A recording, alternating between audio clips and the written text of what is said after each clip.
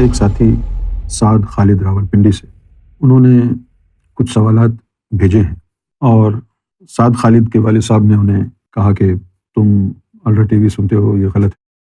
سعد نے اپنے والد صاحب سے گفتگو کی اور کہا کہ وہ غلط نہیں ہے، صحیح ہے۔ تو ان کے والد صاحب انہیں کسی مولوی کے پاس لے گئے، مولوی سے گفتگو ہوئی، انہوں نے بھی اپنی طرف سے ان کو مولوی صاحب کو سمجھایا۔ تو آخر میں مولوی صاحب نے یہ کہا کہ میرے کچھ سوالات ہیں، اگر الرا ٹی وی والے اس کا جواب دے دیں تو پھر میں دیکھوں گا۔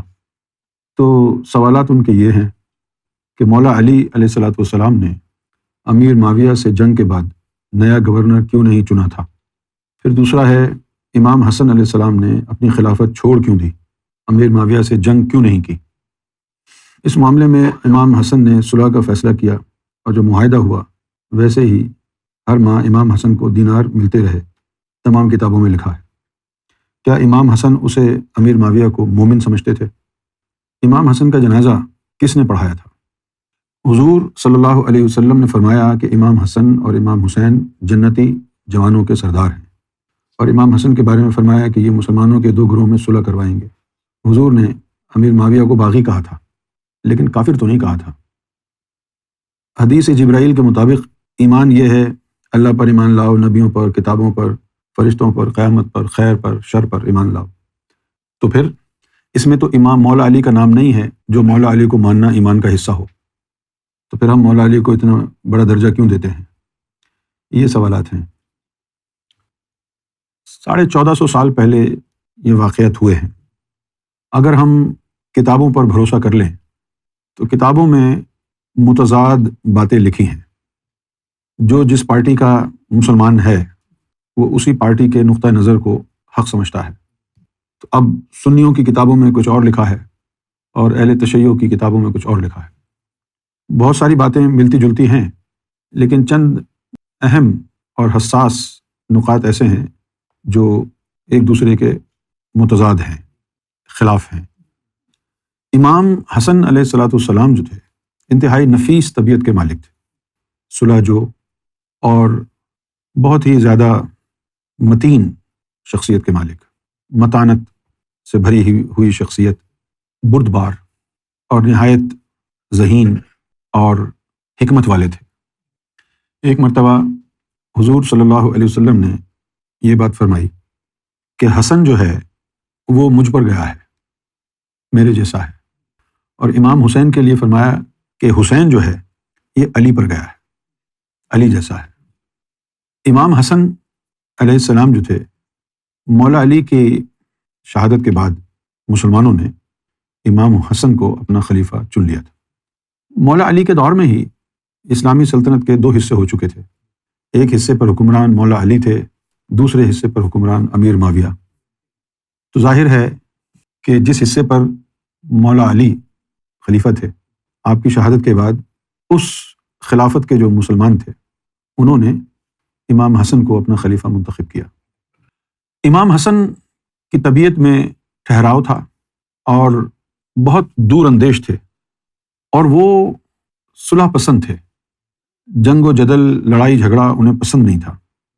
آپ نے یہ محسوس فرمایا کہ مسلمانوں کی طاقت جو ہے وہ بٹ گئی ہے، لہٰذا انہوں نے ایک ایسا فیصلہ کیا خالصتاً امت کی بقا کے لیے، خالصتاً مسلمانوں کی امت کی پراسپیرٹی کے لیے، اس کی بقا کے لیے، اور اس لیے کہ لڑائی جھگڑا مسلمانوں سے ختم ہو جائے۔ خلافت کا جھگڑا تھا، اس کو ختم کر دیں تاکہ سب مسلمان ایک ہو جائیں۔ لہٰذا انہوں نے امیر معاویہ کو دعوت دی کہ بھائی مل کر کے بیٹھو اور کوئی معاہدہ کر لو تاکہ مسلمانوں کی جو وحدت ہے، یونٹی ہے، وہ پارا پارا نہ ہو، سب دوبارہ شیر و شکر ہو جائیں۔ تو دونوں بیٹھ گئے، ٹیبل ٹاک کیا، ڈائیلاگ کیا، اور پھر امام حسن علیہ السلام نے امیر معاویہ کو چند شرائط پیش کی، کنڈیشنز رکھی، جس میں سے سب سے اہم ترین کنڈیشن یہ تھی کہ خلیفہ کے مرنے کے بعد خلیفہ کو حق نہیں ہوگا کہ وہ اپنی مرضی سے کسی کو نامزد کرے، اپنی مرضی سے کسی کو خلیفہ اپوائنٹ کرے۔ یہ خلیفہ کو حق نہیں ہوگا، بلکہ مسلمانوں کے باہمی مشورے سے میوچول کنسنٹ، سب لوگوں کی میوچول کاؤنسلنگ سے، مشاورت سے مسلمانوں میں خلیفہ منتخب کیا جائے۔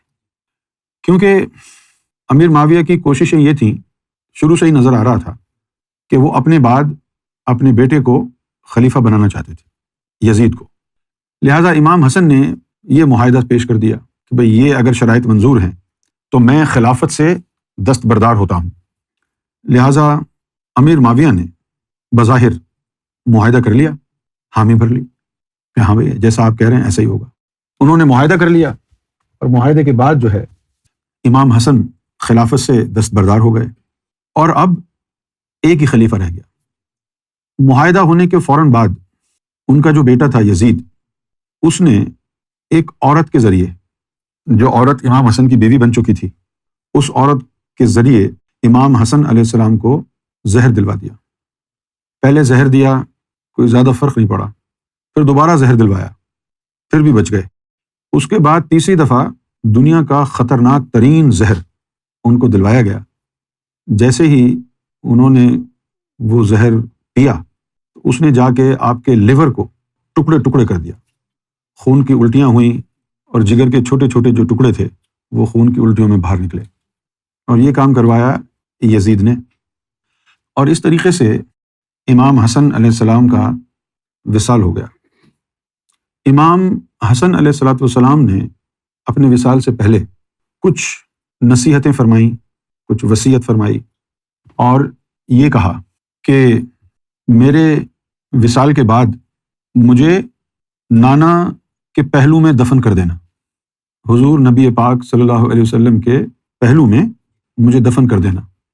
اور اس کے ساتھ ساتھ یہ بھی فرمایا کہ اگر بنو امیہ کے لوگ، مسلمان، اگر اس پر اعتراض کریں، مخالفت کریں اس بات پر کہ امام حسن کو نبی پاک صلی اللہ علیہ وآلہ وسلم کے پہلو میں دفنانے نہیں دیں گے تو خون مت بہانا۔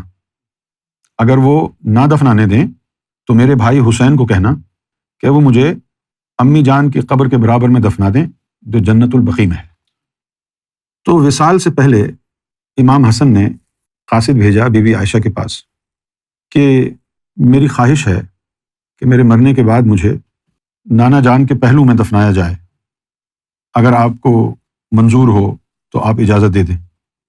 کیونکہ اس وقت تو حضور کا حجرہ تھا نا وہ، اور اسی حجرے میں بی بی عائشہ رہتی تھی، لہٰذا تربت پاک بھی وہیں تھی۔ تو بی بی عائشہ نے یہ کہا کہ ٹھیک ہے، بالکل میری طرف سے اجازت ہے۔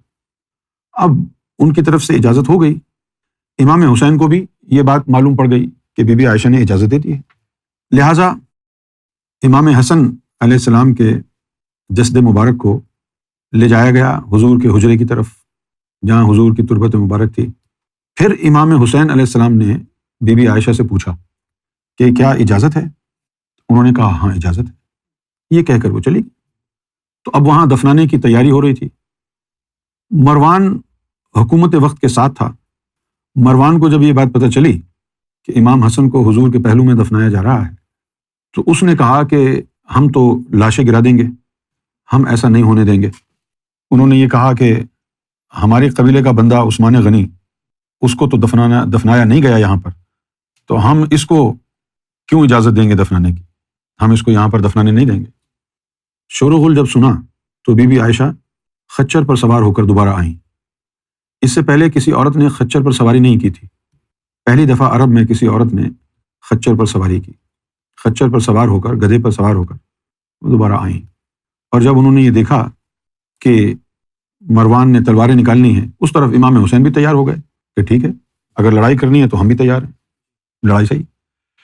تو بی بی عائشہ جو تھیں، وہ مروان کی جو تلخ اور غصے والی باتیں تھیں اور دھمکیاں تھیں، ان کو دیکھ کر شاید وہ ڈر گئیں اور خاموش رہیں۔ اتنے میں ابو ہریرہ آ گئے۔ ابو ہریرہ نے آ کر امام حسین علیہ السلام کو کہا کہ اے حسین، لڑائی مت کرو، بنو امیہ کی جارحیت کا جواب مت دو۔ جب تمہارے بھائی امام حسن نے نصیحت کی تھی تو میں وہاں ساتھ تھا، تو انہوں نے یہ فرمایا تھا کہ مجھے حضور کے پہلو میں دفنانا، لیکن اگر بنو امیہ اس کی مخالفت کرے تو خون خرابہ نہ کرنا، بلکہ مجھے جنت البقیع میں امی جان کے پہلو میں دفنا دینا۔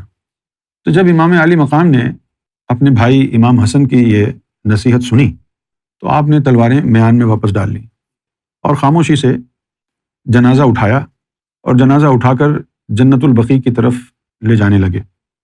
جب جنازہ اٹھا کر جنت البقیع کی طرف لے جانے لگے تو مسلمانوں کی ایک بڑی تعداد جو وہاں موجود تھی بنو امیہ کے، انہوں نے مروان کے کہنے پر جنازے کے اوپر زہر آلود تیر اندازی شروع کر دی۔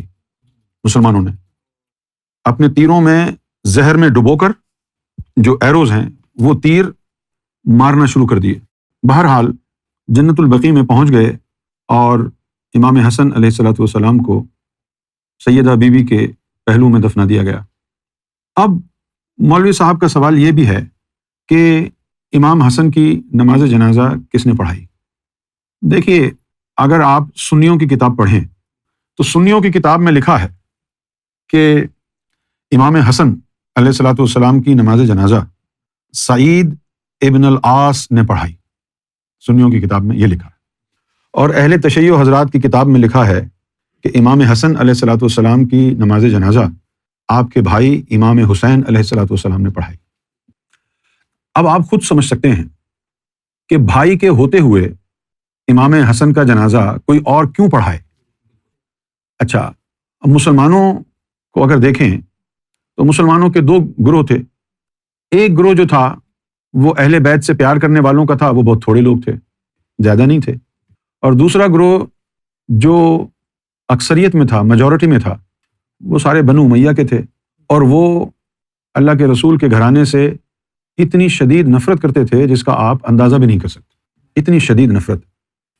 سنیوں کا کہنا یہ ہے کہ نماز جنازہ سعید بن العاص نے پڑھائی کیونکہ نماز جنازہ پڑھانے کا کام حاکم وقت کا ہوا کرتا تھا، لیکن یہ ضعیف حدیث ہے، لہٰذا آپ اس بات کو جان لیجئے کہ امام حسن مجتبی علیہ الصلوۃ والسلام کا جو جنازہ ہے وہ امام علی مقام امام حسین علیہ الصلوۃ والسلام نے پڑھایا۔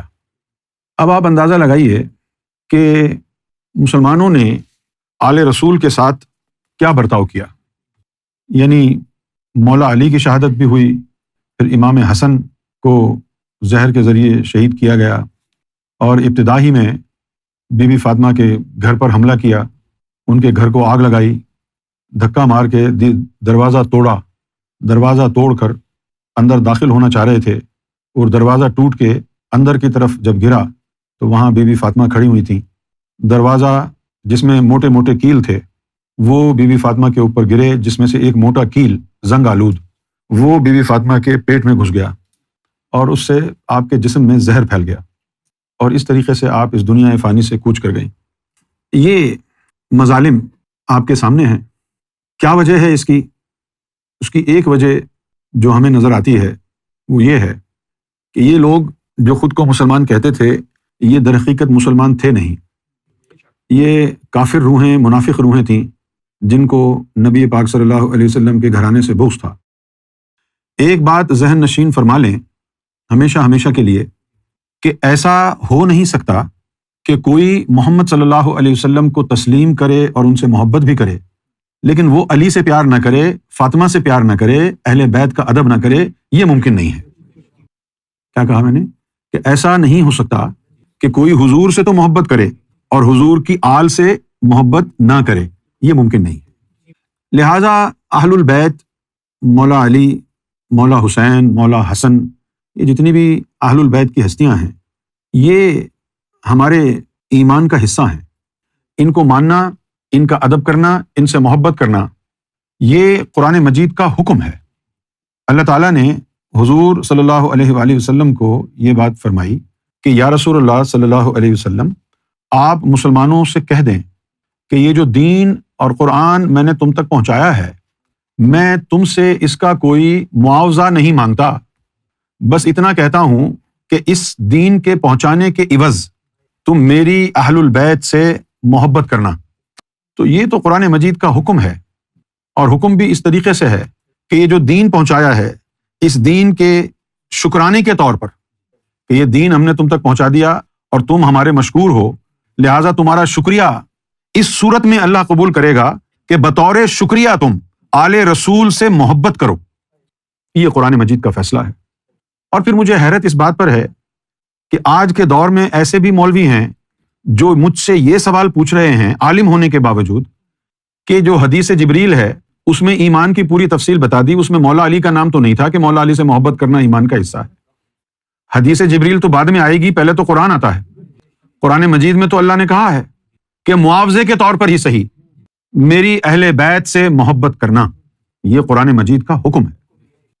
رہ گئی بات جو لوگ مولا علی کی محبت کو ایمان کا حصہ نہیں سمجھتے، اس کی وجہ کیا ہے؟ اس کی وجہ یہ ہے کہ وہ صاحب ایمان ہی نہیں ہے، کیونکہ علی کی محبت تو ایمان کا حصہ ہے۔ جس کے پاس ایمان نہیں ہے وہ علی سے محبت کیوں کرے گا؟ کیونکہ مولا علی کی محبت جو ہے وہ ایمان کا حصہ نہیں ہے، ایمان ہے۔ مولا علی کی محبت ایمان کا حصہ نہیں ہے بلکہ ایمان ہے۔ ایمان کیوں ہے؟ من کنت مولاہ فہذا علی مولاہ۔ اللہ کے رسول کا فرمان ہے کہ جس کا میں مولا ہوں علی بھی اس کا مولا ہے۔ اور اگر علی تمہارا مولا نہیں ہے، چھوڑ دو ایمان کا حصہ، اگر علی تمہارا مولا نہیں ہے، محمد رسول اللہ تمہارے مولا نہیں ہے، اگر محمد رسول اللہ تمہارے مولا نہیں ہے تو تم مسلمان کہاں ہو؟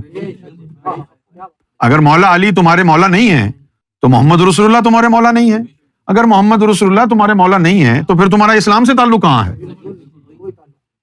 مجھے تو یہ بات سمجھ میں نہیں آتی ہے کہ ایک مسلمان ہو کر کوئی شخص مولا علی کی ہستی کے بارے میں مشکوک ہو، وہ مسلمان کہاں ہے؟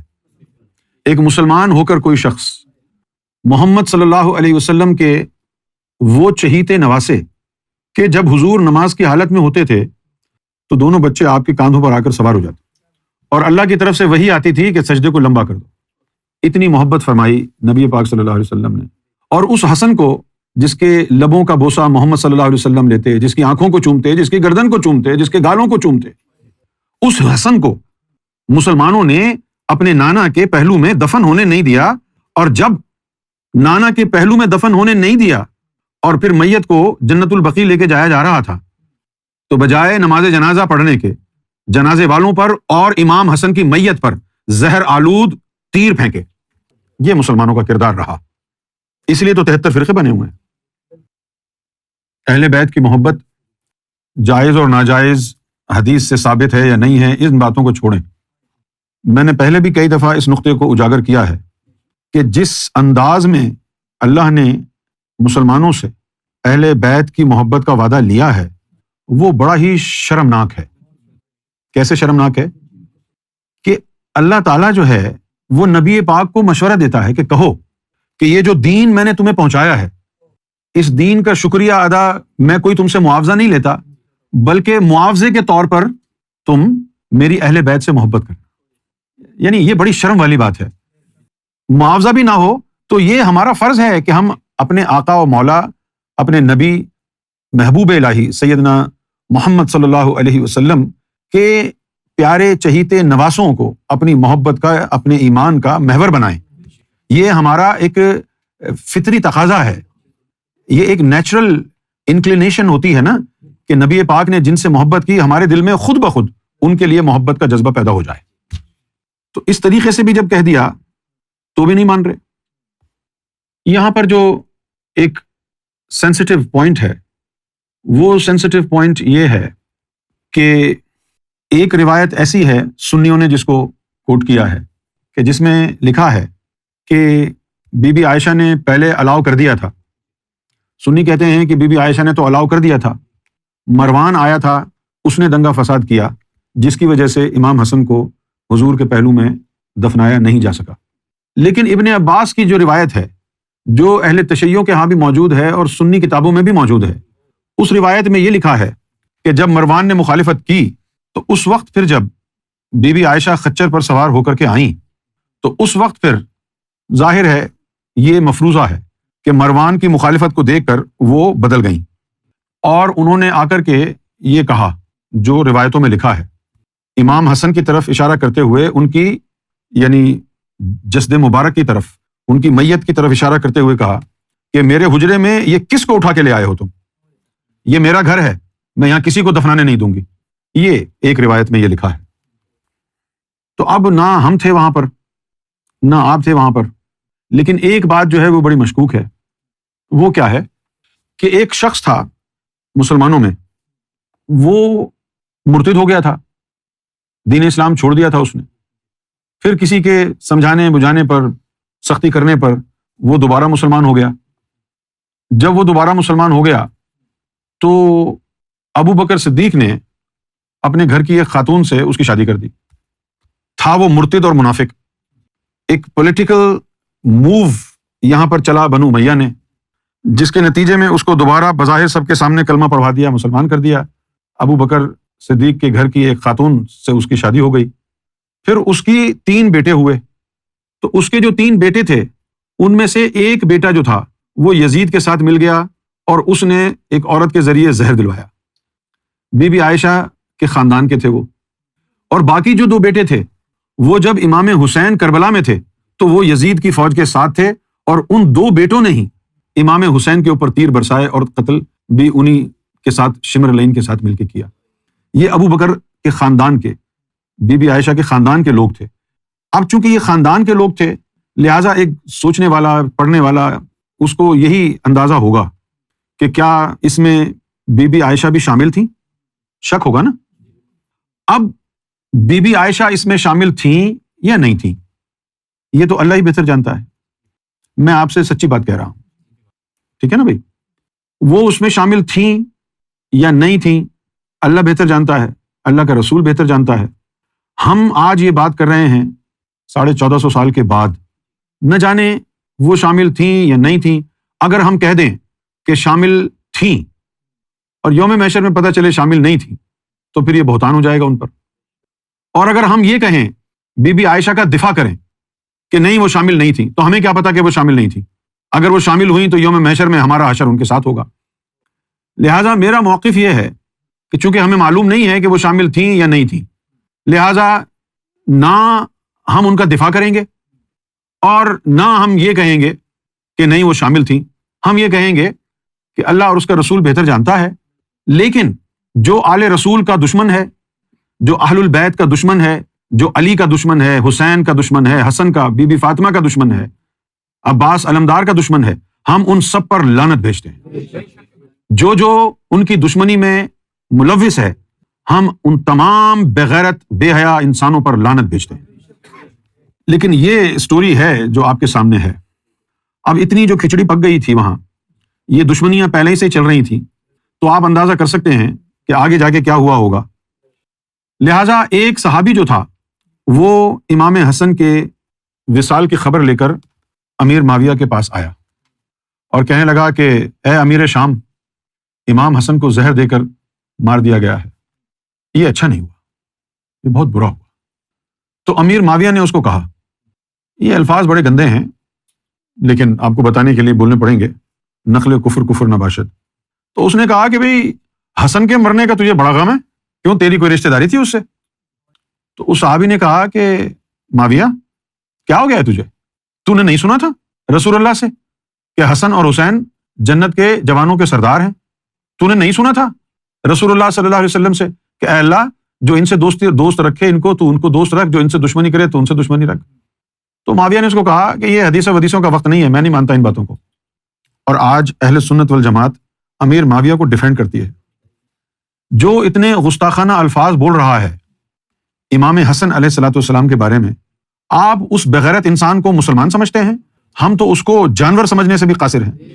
ہم تو ایسے شخص کو خنزیر سمجھنے سے بھی قاصر ہیں کہ جو رسول اللہ کے پیارے جگر گوشہ رسول، جن سے محمد صلی اللہ علیہ وسلم نے اتنی شدید محبت کی، ان کے وصال پر اتنے گستاخانہ الفاظ استعمال کرے.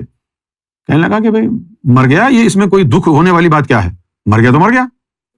تو یہ چیز ثابت کرتی ہے کہ ان کا ہاتھ تھا نا اس میں. تو مولا علی کی محبت ایمان کا حصہ ہے یا نہیں ہے؟ بھائی اللہ کے رسول نے فرمایا کہ من کنت مولاہ فہذا علی المولا، کہ جس کا مولا میں ہوں علی بھی اس کا مولا ہے. تو محمد رسول اللہ اور مولا علی یہ ہمارے مولا ہیں، ان کی محبت ہی ایمان ہے. لا یؤمن احدکم حتی اکون احب الیہ من والدہ وولدہ والناس اجمعین. ایمان کا حصہ نہیں ہے، علی کی محبت ہی ایمان ہے. علی کی محبت نہیں ہے تو ایمان نہیں ہے. ان کی محبت کو ایمان کا حصہ سمجھنا گستاخی ہے کیونکہ ان کی محبت ایمان کا حصہ نہیں ہے، فی نفس ہی ایمان ہے۔ علی کی محبت فی نفس ہی ایمان ہے، جس کے دل میں علی کی محبت نہیں اس کا دل ایمان سے خالی ہے، اس کا اسلام سے کوئی تعلق نہیں ہے۔ اچھا، اب رہ گئی بات کہ مولویوں نے کہا ہے کہ بھائی حضور نے تو باغی کہا تھا، کافر تو نہیں کہا تھا۔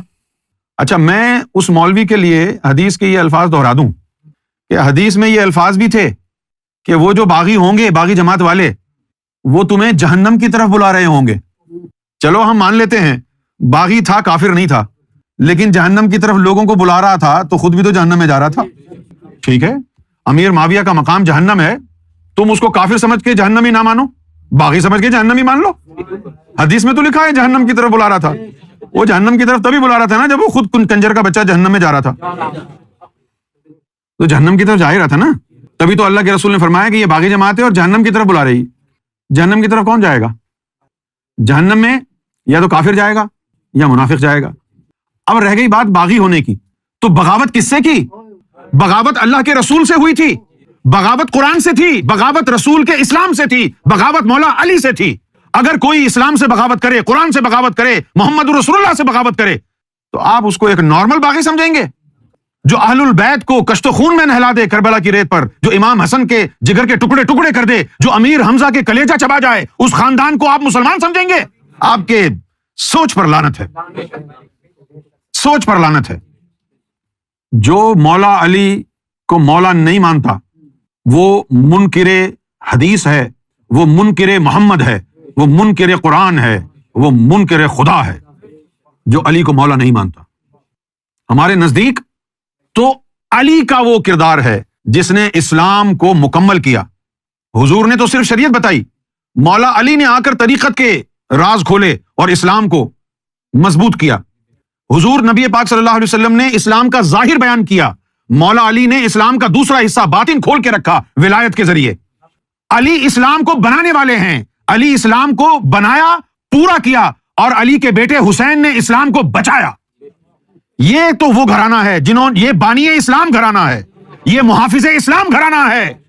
ان کی محبت ایمان کا حصہ نہیں ہے، ان کی محبت ہی ایمان ہے۔ اگر ان کی محبت نہ ہو تو ایمان نہیں ہے۔